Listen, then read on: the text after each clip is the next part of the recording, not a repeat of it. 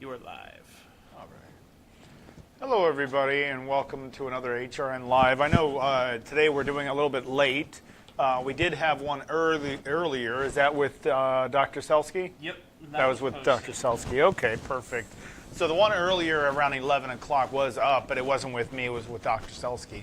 Remember who I am. I'm a respiratory therapist and, of course, director for advanced lung and heart disease.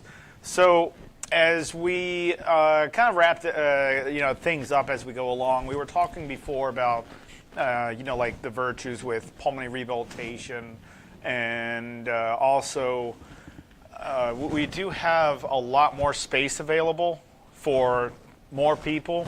The reason why we're saying this is because there's a lot of doctors and there's a lot of patients, but specifically there's a lot of patients. What I mean by that is, do you know how many people die from COPD every day? Does anybody know? I mean, it's extremely high. Okay, extremely high. Every day. I mean, you're talking about a daily thing. Why don't you look that up for a second? You know, when you get a chance today, without me saying and giving answers all the time, look up how many people die from COPD. A lot of people already did this research. You're taking hundreds of thousands of people that are dying from heart disease to lung disease. How many people that are at least diagnosed with COPD that know that they were diagnosed because they went to a doctor to get diagnosed? How many people that were diagnosed that have COPD in the United States? Does anybody know those answers? Michelle says too many. Yeah, well, you're very true. So in the United States that were actually diagnosed, so the people that actually went to the doctor to get a diagnosis is roughly, it's the numbers that I'm talking about. You can easily look. I just want to make sure you have a place you can go to. You can easily go on Google, but I'm specifically talking about American Chest Physicians. Okay, their website. You can even look at the American Association for Respiratory Care. I'm pretty sure the American Lung Association, ALA, would actually have some knowledge on this as well. But we know in the United States, as of today, there is roughly around 17 to 20 million people that were at least diagnosed. Heart disease, it's around 73 million people in the United States that reside in the United States that were diagnosed with heart disease. And there's mixed data, but usually this is just based off of the current census. So how many people that have a form of lung disease or heart disease that don't know that they do, that just weren't diagnosed? The numbers actually might be 3 times the amount. Within respect of each other. So it could be 3 times the amount. The people that were diagnosed went to the doctor and they were diagnosed by that doctor. Well, there are a lot of people that are suffering that they don't even know they have it, but then they're realizing they went to the doctor, and that's why a lot of people don't like going to the doctor, because they don't want to hear a diagnosis. You know, they don't want to hear the results of a test sometimes. And I completely understand that, but the numbers are very, very high. So the point is I'm trying to make here is we know that there are a lot of people suffering. Last week, I pulled in roughly about 50 more people that wanted to breathe better in just a few days. And of course, you know, a lot of them are very happy. You know, they're starting up with me, and you know, it's working out pretty well so far, but we haven't even really dug deep into anything. Just going over the ropes, going over exactly what needs to be done every day, you know, and so on and so forth. There are thousands and thousands and thousands of people dying when they don't need to die. They're getting worse when they don't need to get worse. So again, I am looking for a lot of people that would like to try out our program, just to try it out, with yours truly, get something for free. But I'm saying, it's a tryout, just to try us out. At least see what a good pulmonary rehab might be able to do for you. But we're tired of seeing people are dying, and no one else is fighting for you guys, but we are. No other place is fighting for you. We're recommended by every single. There was a whole list of over 272 from hospitals and clinical, clinicians from doctors' offices, but hospitals, and there was a total of like 272 nationally that refer to us. All those doctors put trust in us to take care of their own patients. This program is a very good program, but there are still a lot of doctors. There are still a lot of doctors that don't even know we exist. It's the best gift that you could ever do and give to somebody is if you know somebody that has lung disease or maybe doesn't understand that he or she has lung disease and is suffering. You can tell that your friend is suffering but doesn't want to get a diagnosis or something. What's wrong with that person learning a few tips and tricks from me? So I have to keep fighting for these people, and I will continue fighting for you guys. I will. We have more space here, so if you're trying to get into the pulmonary rehab program itself, okay, I have a simpler way. John, did you want to explain this? Yes, sir. So, above the post on Facebook, and even in the description on YouTube and also X, I have posted a button that is really just above this. Just above. Where I'm pointing right now, it's above this video. Literally just above the post, and it has a picture of Shannon, Amber, and Mel. It says, "Join the best in cardiac and pulmonary rehab. Contact us." Yeah, it's a contact form, but just understand that contact form goes to me. Okay, that's where it's going to go to first. Because I just need to know what's going on. Is there a problem? Maybe you're having a problem with a specific lung disease, or your clinician is not giving you the time of day. But kind of moving forward, you're also going to see Melanie is going to, because she's freeing up some time. Shannon's freeing up some time. Amber is starting to free up some time. My point is, you're going to start seeing the other respiratory therapists that devote all their time and energy of making this program successful, and they're going to also start helping recruit more people. The reason for the recruitment is our program is higher level on its success and outcomes. The chances of people improving with us, not talking about a little improvement, I'm just talking about for a chance for people to improve with us, is at 98.7% possibility. Look at it that way, and when we look at success rates. Looking at CATs, and all that medical jargon probably doesn't mean anything, but when it boils down to it, that's what I'm talking about. The chance of you actually improving on your walk to your goal, let's say your goal was a mile. One of your goals is to wean off oxygen. We're 98.7% successful at that. It can't be this confusing. And then you have the national average of any brick and mortar facility. Any brick and mortar facility, the success rate, not based off our data, this is based off of the American Lung Association, and there's a lot of other studies of how successful other facilities are. To get to those goals that we were just talking about, those are 11% successful.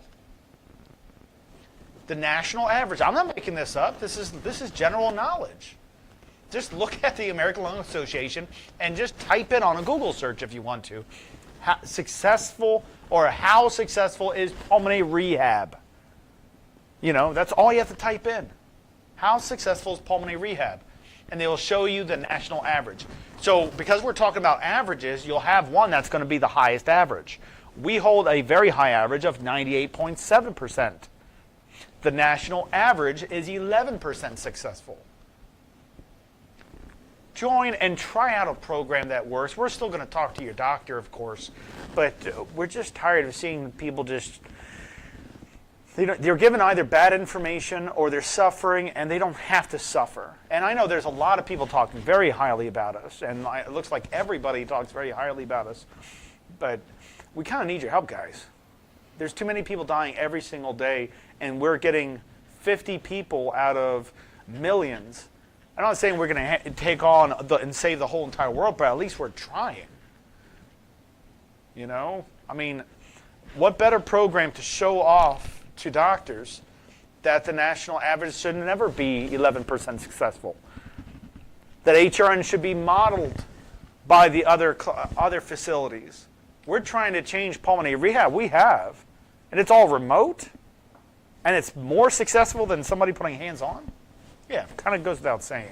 So yes, you're going to see other respiratory therapists help out with recruiting.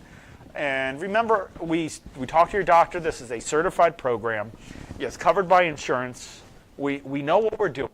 You know, everyone really talks really highly about us.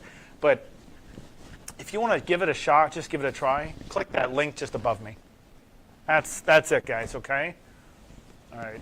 It's super easy. All you have to do is just click the picture. It's super simple. You know, I spoke to a gentleman today who said this was one of the best pulmonary rehab facilities he had gone to. He had gone to multiple. Well, I mean, I haven't really had anybody who didn't say very high things about HRN itself. But no, it's great that people are, you know, recently we're striving on making the program more enjoyable. You know, and what I mean by that is, you know, adding in like harmonica therapy, more stress management type of techniques and exercises. So we're updating on our therapies. The other therapies work very, very well, but we're just, you know, adding more to it in a sense. Okay. Any questions? So we actually have a comment from Michelle. She says that she has a printer and can leave our information on the desk of her doctor's office. She's such a super trooper. I love that. Thank you, Michelle. Thank you. She also commented that going back to your comment about the about COPD and how it impacts what the average is across the United States. Yeah. She thought that people passed away and from it just simply through complications from it, not just If you're getting worse versus if you're improving, let's say you have a degenerative disease and you're improving, when do you actually get worse and die from that disease? If you're improving, how are you getting worse? It's not complicated to understand it like that. If you're improving, when are you getting worse? You're supposed to die with the disease, right? It's supposed to get worse until it how does it get worse? If somebody doesn't manage it, if somebody doesn't take care of themselves, somebody gets too scared too quickly, and every single time they make a movement, their oxygen drops and their anxiety goes all the way up to the roof and they're winding up on a gurney inside of a hospital. We obviously know what we're doing, but the thing is that, we're just tired of seeing everyone just suffering and suffering and suffering. It's just, that's all we're going to just keep going until we make a big difference. And Michelle, thank you for that too.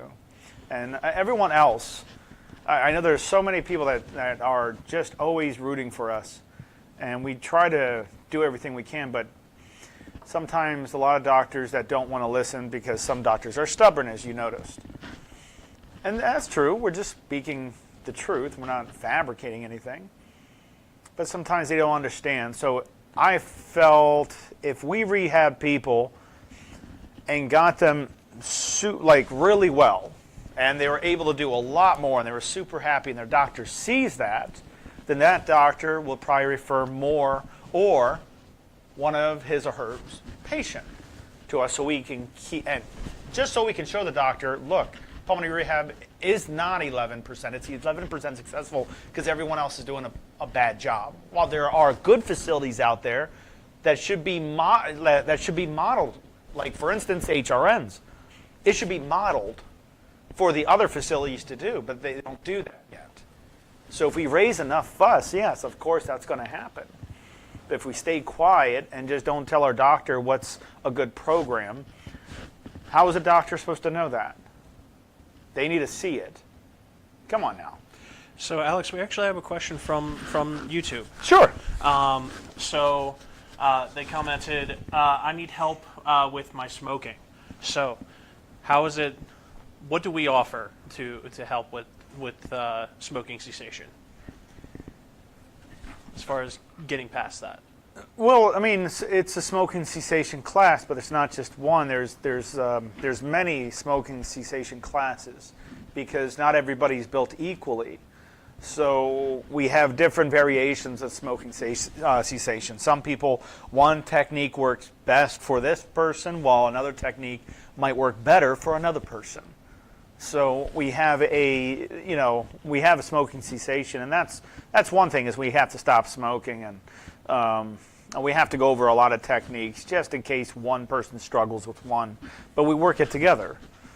And then you have pulmonary rehab itself, where we're increasing lung functions. We're getting somebody to walk further. We go through some vertigo training to some diet, to dietary to upper body to lower body, intercostal muscle strengthening, mucus clearance, everything a pulmonary rehab should be doing. And a person should be walking away with a lot of knowledge of their disease, of their capabilities, and their limitations.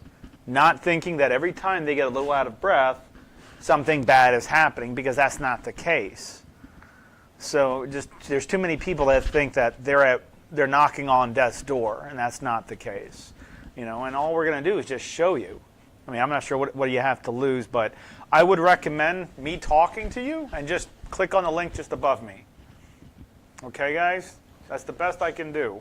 But I will help you as I'm helping all these people out. I'm helping. Our staff is helping. I train my RTs. Okay? We train our RTs to do very well in pulmonary rehab. And let's say I have a patient, but I want that patient to be with Shannon and then Melanie. I'm still gonna follow up with my patient. I just need some help. That's why I train my staff to do what I can do. And I just follow up making sure that the plan is working. And that's what you want in a facility. That's what you want in a program. You want a program that's going to take the time to study you. Clinicians to take the time to study it. Any questions? Actually, I have one Sure. that a lot of people don't think about. So, how is it that pulmonary rehab how often, or how does it the pulmonary rehab improves your quality of life? This is something that somebody doesn't think about. The question was what? The question was, how is it that pulmonary rehab can improve your quality of life with COPD if you or don't other lung disease? So that's a long answer. I know. That would be a very long answer. If you can't breathe, you can't do much, right? You're having high anxiety. You're having, being out of breath is not made to be all warm and fuzzy feeling. People don't like the feeling of feeling out of breath, and they attribute to a lot of their inability to do things because of they're out of breath. So imagine you want to be intimate with your partner. You want to be intimate, but you don't have the breath to even try to walk over, let alone dance. Go and just grab your wife or take your husband by the hand and just take a quick dance around the coffee table or something. It's the last time you stared up in the stars for more than 10 minutes consecutively. There's a beautiful world, and we're always missing it because we know all too well, like I said before, we know all too well how to be a patient, but we forget how to be a human being. And that's what we show people, the quality of life. We get people that, these guys are not, they see it all the time. in our pulmonary rehab, I'm not talking about everyone else because I'm just talking about what we can do. But you see it all the time where somebody gets their life back. They're happier. And that's exactly what we do. That's all we do. So yeah, the program works very, very well. Of course it works very, very well. It's not something to take lightly. It literally is a game changer. And everyone votes very high for it. All the patients that attended, thousands and thousands and thousands and thousands of people that we've worked on, and we kept a 98.7% success score with a 2.4 hospital readmission rate. How does it improve quality of life? Because now you can breathe again. You couldn't go shopping before, now you get to go shopping again because now you have the breath back. You're constantly afraid of your lung functions going down, but you're improving your lung functions, and that's what happens. You have more confidence in yourself. Because like I stated, if everyone said that, in 10 years you're going to die from COPD, okay, so 10 years, let me think about that for a second. So I'm going to get worse overall time, I'm assuming. It's not like in 10 years I just drop dead. It's just going to get severe and severe and severe. So let's say you're checking your volumes with an incentive spirometer, and when you graduate from the program, you're at 3,000. Before, you were at 500 milliliters. So you're not breathing deep, right? But now you have the ability to breathe in a lot deeper, and the respiratory therapist and the doctor said that's a good volume to be at.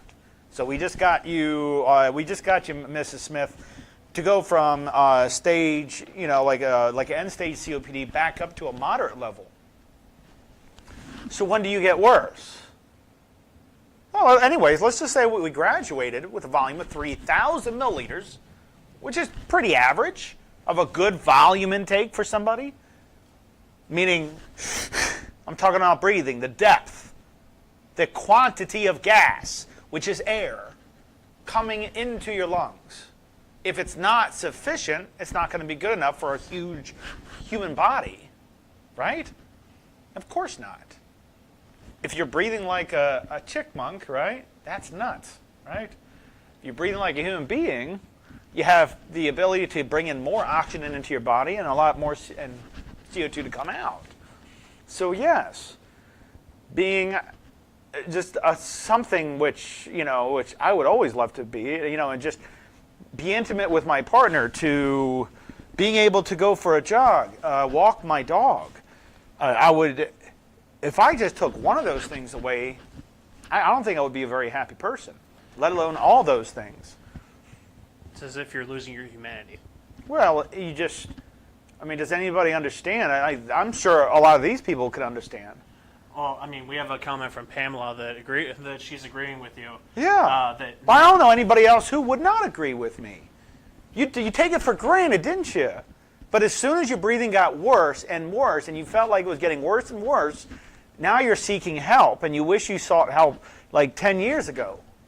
Everyone thinks that I have so much time, I'm gonna keep procrastinating until they wind up in the hospital where they're scared to death, and then they'll just do whatever it takes to go back. Because now they're realizing, okay, maybe I am now closer to death. You don't let your body get to that point. If you're getting worse, that's different. You'll get worse by doing nothing and keep procrastinating of doing something that will actually help you. But if you're improving, when are you getting worse? You're not. So you're not going to die that way. We put it up on the board the other time on Tuesday. You take somebody who has advanced lung disease that works out for 25 minutes a day, that is age 65. Remember that? Then you have another person who is just lazy, does not have end-stage any lung disease at all, who's just lazy and doesn't work out. That is also age 65. Who lives longer? Well, a lot of people are very intelligent in that because they chose what was obvious. The end-stage COPD person will always outlive the other person that does not have COPD, but at the same age group. These are facts. We bring up facts so people can put trust in us and things like that. We're always state facts here.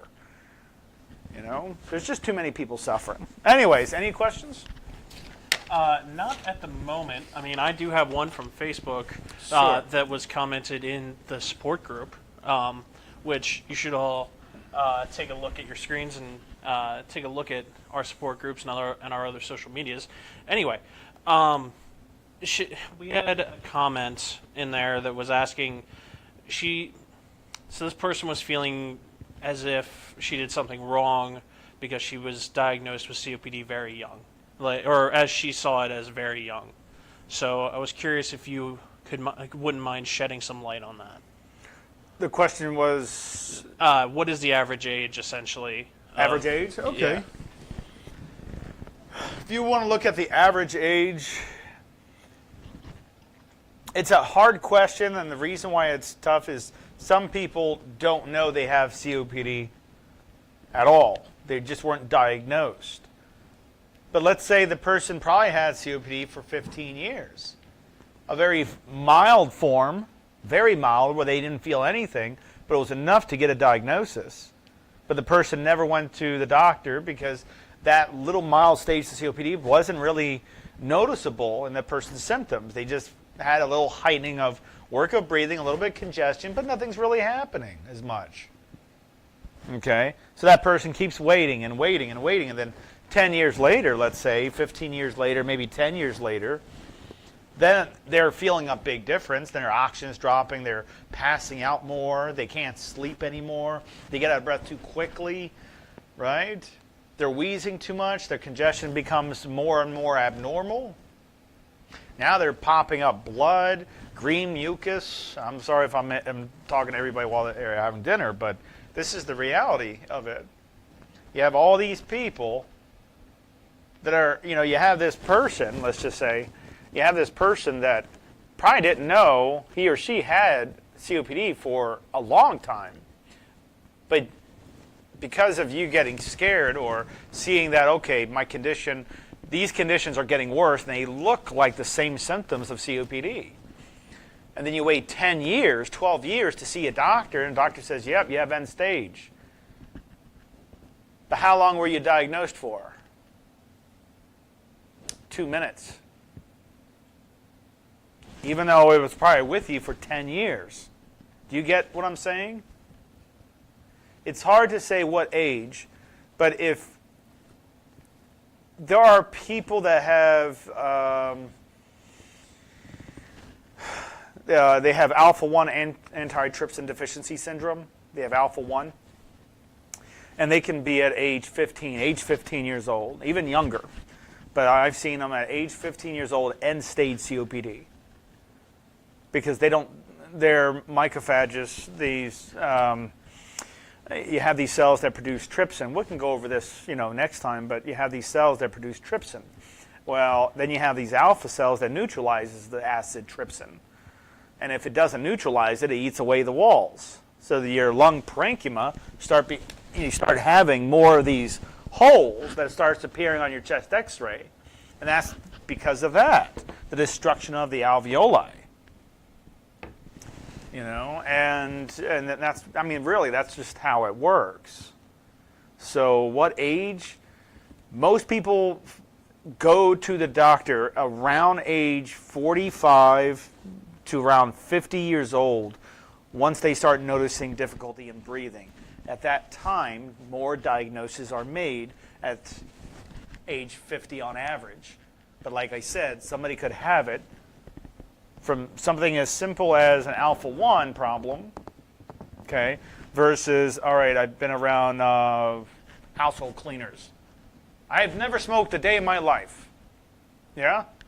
Have you been around people who smoke? Because I remember back in the 80s, everyone smoked around me. Oh yeah, you remember that? Even on the jungle gyms. I was surprised kids weren't even just starting to smoke. I remember they had those candy cigarettes. And it was so cool to smoke a cigarette, right? But you have all these kids, I've never smoked a cigarette a day in my life. Have you been around other people who smoked? Yes. Then guess what? You've smoked all your life.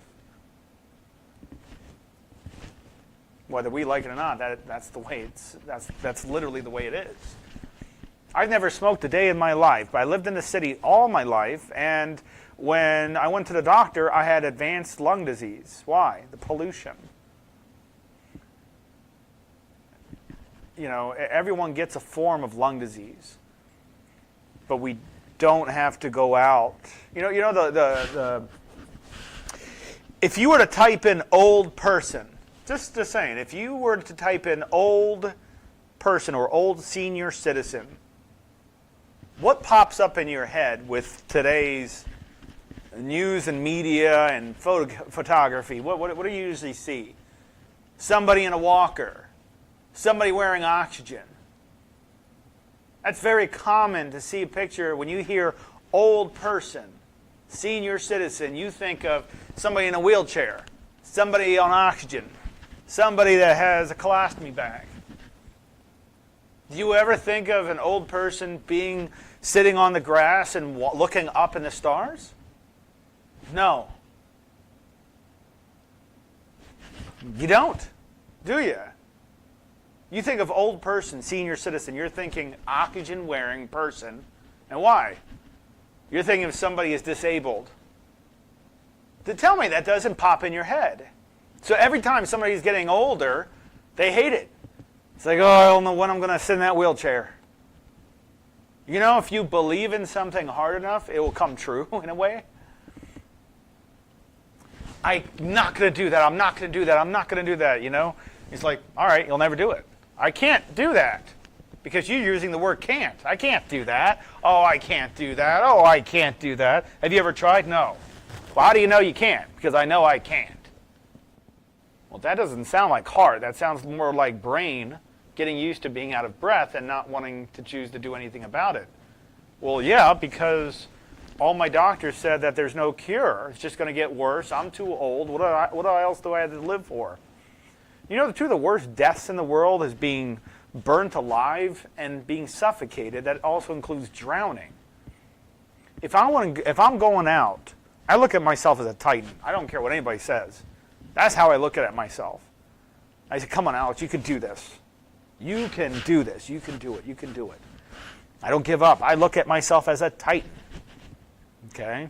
That's what I do. I wake up in the morning because no one else is going to say that to me. Alex, today you are a titan. I'd rather live in a world thinking, right? I'd rather live in a world thinking that other people look at me as a titan. I'd rather live in a world that, you know, people don't have to be subjected to, negative emotional people that just bring you down. Oh, you got lung disease, you'll never do anything. Yeah, might as well start increasing the pricing on your insurance and take your car away and things like, oh yeah, I would be lovely after that, wouldn't I? That's horrible. No. Everyone dreads about getting older, but it's not about the age. I have seen people very old, still working, they still kick B-U-T-T. I mean, they just have, it is nothing but heart. They stay by their wife, they walk with their wife, they still go out, they play tennis. What's wrong with looking at an older person like that instead of somebody who's always disabled? It's not the age, it's the mileage. It's always the mileage. It's always the mileage.